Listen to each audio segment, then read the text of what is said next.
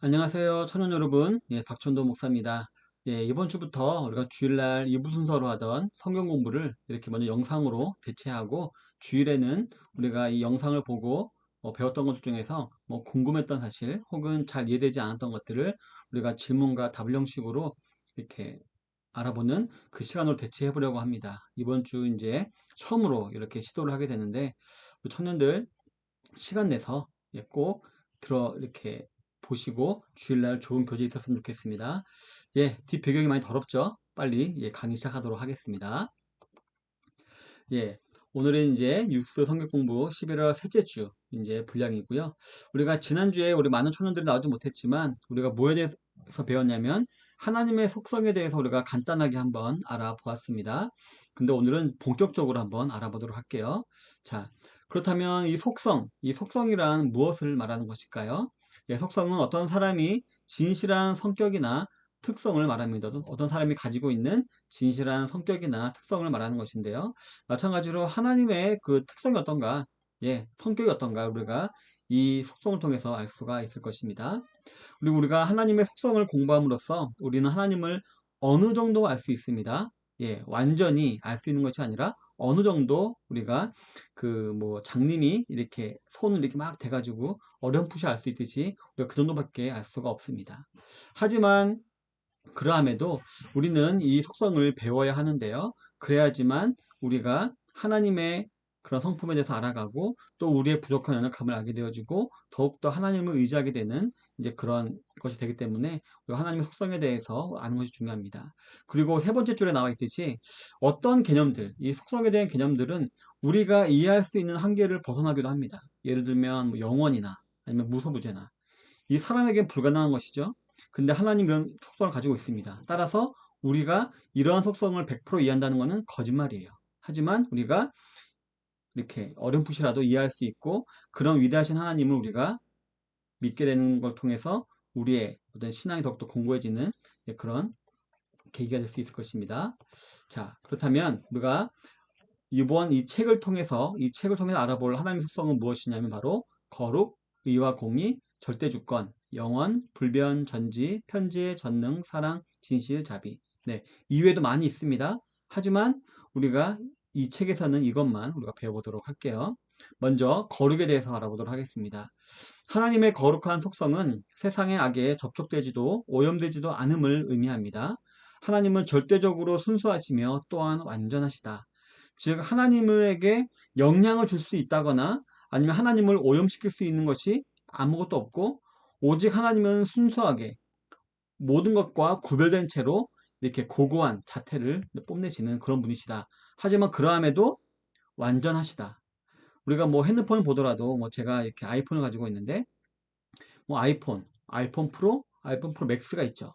이런 식으로 기본은 아이폰인데 여기서 더 성능을 업그레이드한 프로가 있고, 또 크기를 크게 한 맥스가 있고, 또 이거보다 더 이렇게 가성비를 생각한 미니가 있고, 이런 식으로 하나님에게 뭔가 더 붙여준다고 해서 하나님이 더 위대해지고 더 거룩해지고 이런 것이 아니라, 하나님 이미 자체로 충분하시고 완전하시고 거룩하신 순수하신 그런 분이시다라는 것을 우리가 알 수가 있는 것입니다.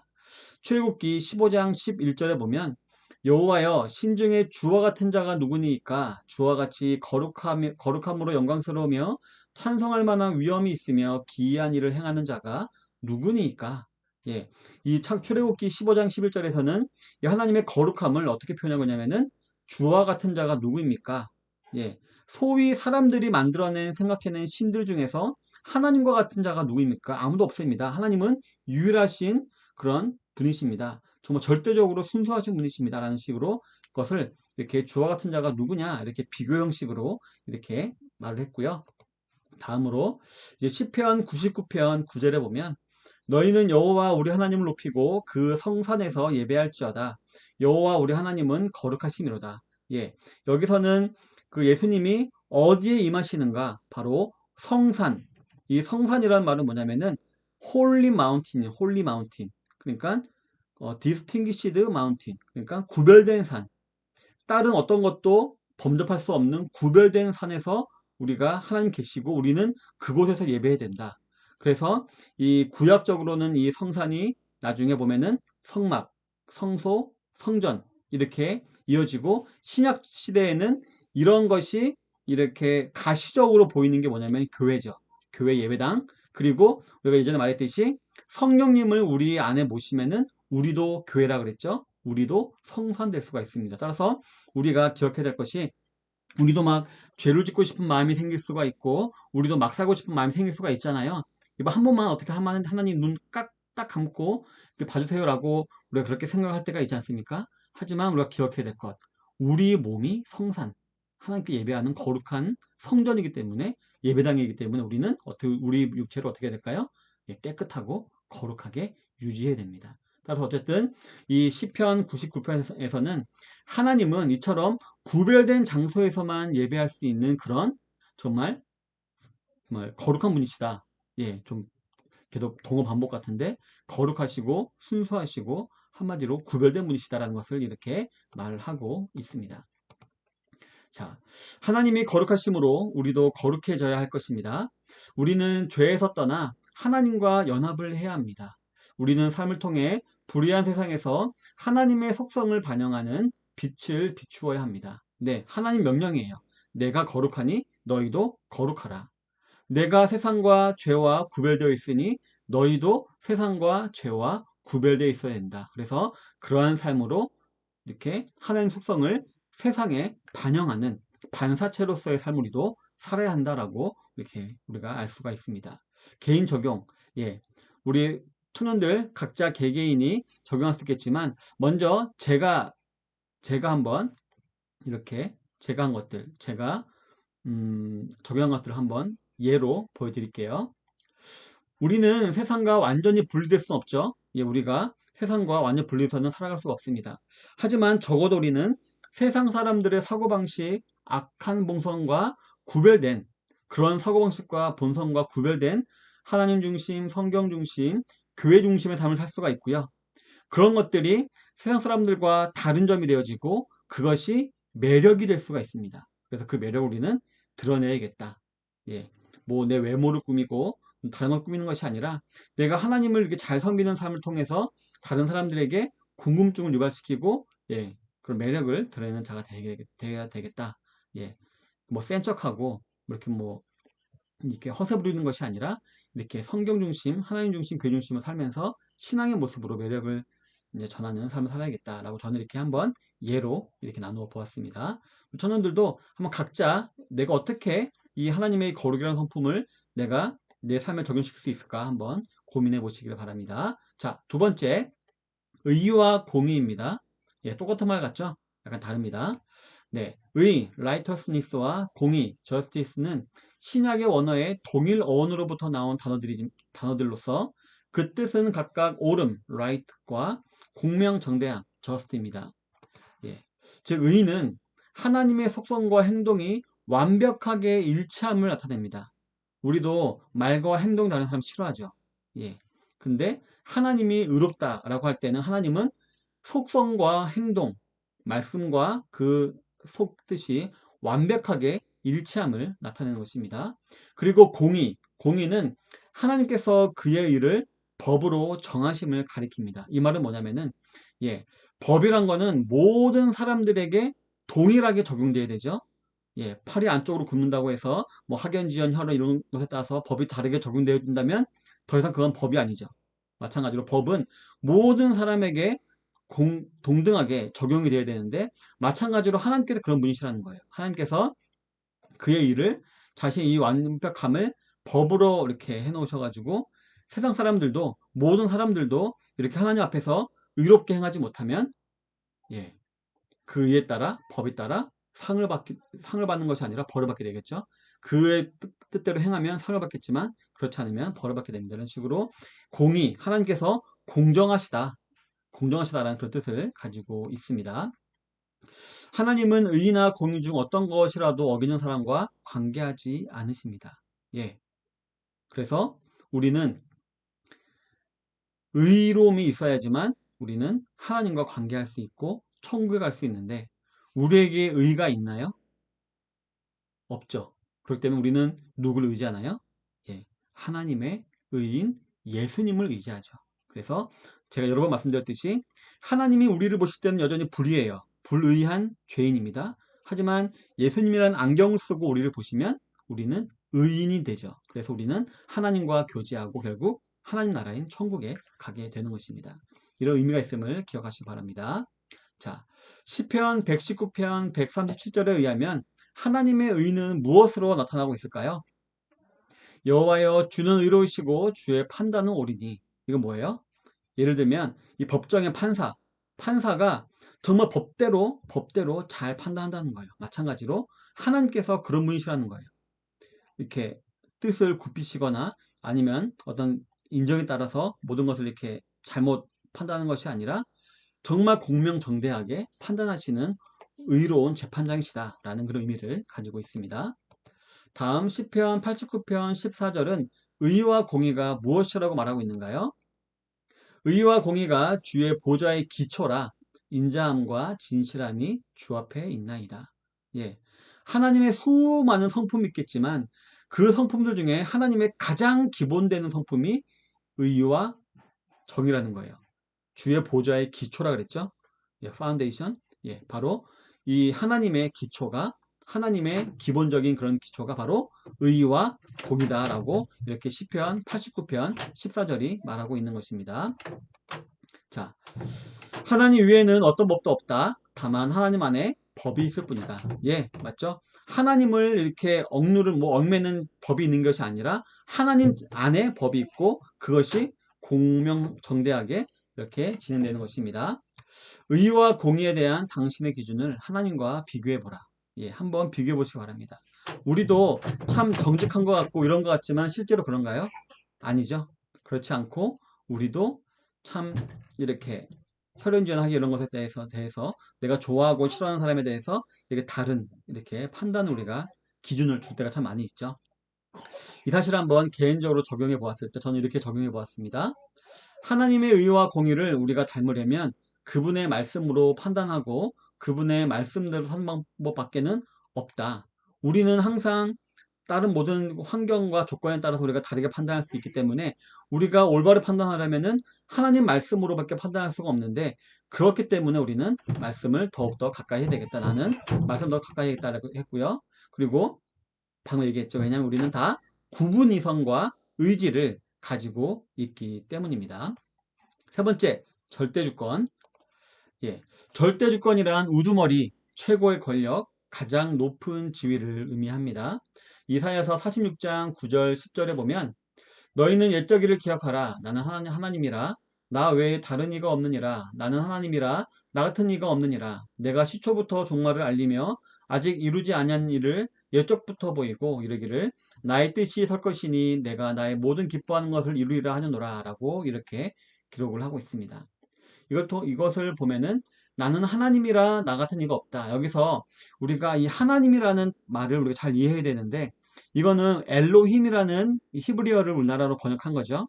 근데 이 하나님의 뜻은 바로 이간에 우리가 믿는 여호와 하나님은 유일신이다. 하나밖에 없는 분이시다. 라는 의미가 있어요. 예, 유일하신 분. 그래서 나 같은 이가 없다. 뭐예요? 나 같은 권력과 나 같은 파워를 가진 분이 없다. 사람이 없다. 신이 없다. 내가 지존무상이다. 이런 식으로 말씀하고 계시는 것입니다. 그리고 밑에 빨간 글씨 보이죠? 나의 뜻이 설 것이니 기뻐하는 것을 이루리라. 나의 뜻은 그 어느 것 하나라도 실패하는 것 없이 다 이루어질 것이고 그리고 나는 내가 기뻐하는 일을 할 것인데 그 가운데 불의한 것은 아무것도 없을 것이다. 그리고 그렇다고 만약 우리 사람 생각에 불의하다 하더라도 그 어느 누구라도 대적할 자는 없다. 신은 없다. 나는 절대 주권을 가진 자다라고 하나님께서 이렇게 말씀하고 계십니다. 다음으로 이사야서 45장 23절에 보면 내가 나를 두고 맹세하기를 내 입에서 공의로운 말이 나갔은즉 돌아오지 아니하나니 내게 모든 무릎이 꿇겠고 모든 혀가 맹세하리라 하였노라라고 했습니다. 뭐죠? 예. 하나님과 같은 권력과 주권을 가진 존재가 없기 때문에 모든 것들이 다 하나님 앞에 무릎을 꿇습니다. 우리가 하나님을 대적하다 생각하는 사단 마귀도 하나님의 주권 앞에 다 무릎 꿇습니다. 이 예는 우리가 욥기서에 보면 알 수가 있죠. 욥기도 이 욥이라는 사람을 괴롭히기 위해서 누구한테 허락받나요? 네, 하나님께 허락받죠. 이처럼 모든 권력들은 모든 이런 권세들은 다 하나님 앞에 무릎 꿇고 모든 혀가 하나님은 절대 주권의 하나님이시다라고 맹세한다 라고 이렇게 이사야서는 말하고 있습니다. 자, 하나님의 절대 주권은 우리에게 힘과 용기를 북돋아 줍니다. 불신자들에게는 하나님 절대 주권이 공포겠죠. 어휴, 대적할 수가 없잖아. 우리 마음대로 할 수가 없잖아. 공포죠. 하지만 우리 믿는 성도들에게는 어때요? 정말 힘과 용기를 북돋아주는 너무나도 귀한 사실이죠. 이 모든 것이 하나님 아래 통찰에 있으며 하나님의 계획은 저절될 수 없다는 사실을 그리스도인에게 확신시켜 주시기 때문이다. 예, 우리 사람의 생각과 사람의 시선으로는 지금 우리의 삶이 뭔가 잘못되는 것 같고 남들보다 뒤처지는 것 같아요. 그래서 의심이 들기도 하는 것입니다. 하지만 우리가 믿는 하나님은 절대 주권 하나님, 모든 것을 하나님의 기쁘신 뜻대로 행하시는 분이라고 믿는다면 우리의 끝은 반드시 좋을 거예요. 그러니까 우리에게는 참 기쁨과 힘과 용기가 되는 것입니다. 그래서 제 개인적으로 적용을 한번 해보면 그 절대하신 주권으로 모든 것을 통치하시는 하나님이 나의 아버지라는 사실은 불확실하고 빠르게 변하는 이 세상에서 우리에게 완전한 안전보장과 그로 인한 온전한 위로를 준다. 그래서 그분의 계획 안에서는 죽음조차도 나에게 유익하다. 그러니 자신 있고 당당하게 살아갈 수 있다라는 이렇게 제가 한번 개인적으로 적용을 해 보았습니다. 그래서 우리가 이 땅을 살아가면서 우리가 참 당당하게 자신 있게 살아갈 수가 있을 것입니다. 우리가 하나님 절대 주권을 이렇게 믿는 것이 너무 우리에게 유익됨을 꼭 기억하시길 바랍니다. 네 번째로 우리 5개 준비했는데 4개만 하도록 하겠습니다. 영원. 하나님은 영원하시기 때문에 하나님이 존재하지 않으신 적이 없다. 네. 이 역사의 시작과 끝, 하나님의 영원 그 안에 있는 것입니다. 그렇기 때문에 하나님은 영원하시기 때문에 존재하지 않으신 적이 없다. 이것이 바로 우리 사람 머리로 이해하기 힘든 거예요. 아니, 못하는 거예요. 네. 하나님은 늘 존재하시기 때문에 과거와 미래를 현재처럼 분명하게 보신다. 네. 이 부분도 우리가 이해하지 못하지만 하나님은 분명히 그러신 분이십니다. 그러므로 하나님은 우리 삶의 가장 좋은 것이 무엇인지 완벽하게 이해하신다. 예. 우리 사람은 정말 한 치 앞도 모르잖아요. 만약에 제가 1년만 더 앞에 볼 수 있었다면, 저도 아마 지금 잠실에 아파트가 있을 거예요. 그렇겠죠. 하지만 우리는 정말 한 치 앞도 모르는 그런 존재이기 때문에 우리는 하나님을 신뢰하며 나아가는데, 근데 확실한 것은 하나님은 의로우시고 공의로우시고 선하시고 사랑이 많으신 분이시기 때문에 우리에게 항상 좋은 것, 우리 편에서 좋은 것이 아니라 하나님 편에서 우리에게 좋은 것을 항상 완벽하게 주시는 그런 분이십니다. 그렇기 때문에 우리의 삶 모든 부분을 우리는 하나님께 맡길 수가 있겠죠. 예, 예. 우리도 뭐 그렇잖아요. 우리 예전에 뭐 어떤 유명했던 드라마에 보면은 그 코디네이터가 있잖아요. 맞죠? 예. 고등학교 때부터 좋은 대학 가기 위한 어떤 모든 코디네이터가 이렇게 모든 계획을 짜주듯이 우리 하나님께서 우리 인생의 코디네이터가 되주시는 거예요. 예. 항상 선한 길로, 좋은 길로 인도하시는 그런 분이시다. 그래서 우리가 알 수가 있는데, 그러한 이유가 뭐냐면 바로 하나님은 영원한 분이시기 때문이다. 라고 우리가 알 수가 있는 것입니다. 이사야서 44장 6절에 보면 이스라엘의 왕인 여호와, 이스라엘의 구원자인 만군의 여호와가 이같이 말하노라. 나는 처음이요, 나는 마지막이라. 나 외에 다른 신이 없느니라. 우리가 잘 알고 있는 알파와 오메가, 처음과 끝이다. 하나님께서 시작과 끝이 되기 때문에 모든 것을 다 영원하신 분이시고 모든 것을 다 아시는 분이시다 라고 이렇게 이사야 선지자가 고백하고 있고요. 이사야서 43장 13절에 보면 과연 태초로부터 나는 그이니 내 손에서 건질 자가 없도다. 내가 행하리니 누가 막으리요. 네, 하나님께서는 태초부터 계셨던 분이시다. 그렇기 때문에 그 이후에 또 계속 계시는 분이시고, 그래서 항상 모든 것을 아시는 하나님께서 우리에게 좋은 것으로 이제 대해 주신다라고 우리가 알 수가 있는 것입니다. 자, 이 영원이라는 이 하나님의 속성을 저한테 한번 이제 적용을 해 보았을 때, 알량한 이 세상의 지식이 아니라 영원한 지혜로 우리를 구원하시고 가장 선하게 인도하실 하나님을 신뢰하고 말씀 위에 굳게 서서 흔들리지 말아야겠다. 저도 인간인 이상 여러 가지로 후회될 때도 있고 흔들릴 때도 있긴 하지만 말씀 위에 돌아올 때만, 말씀으로 돌아올 때만 저는 이렇게 안정감을 느낄 수 있습니다. 왜냐면은 짧은 우리 인간의 지식이 아니라 영원한 하나님의 지식으로 우리를 인도하고 계심이 말씀에 기록되어 있기 때문입니다. 자, 오늘 이렇게 아니죠? 예, 네 개만. 저는 오늘 이렇게 네 가지 알아보았습니다. 우리가 나머지도 다음 시간에 걸쳐서 한번 알아보도록 할 텐데, 청년들 음, 약 20분 약간 넘었는데 한번 보시고 혹시 이해 안 되는 것 있다면은 수고스럽다도 한 번 더 보시고 정 이해 안 된다는 것 있다면은 주일에 같이 교제하는 복된 시간이 됐으면 좋겠습니다. 그럼 안녕. 수고했습니다.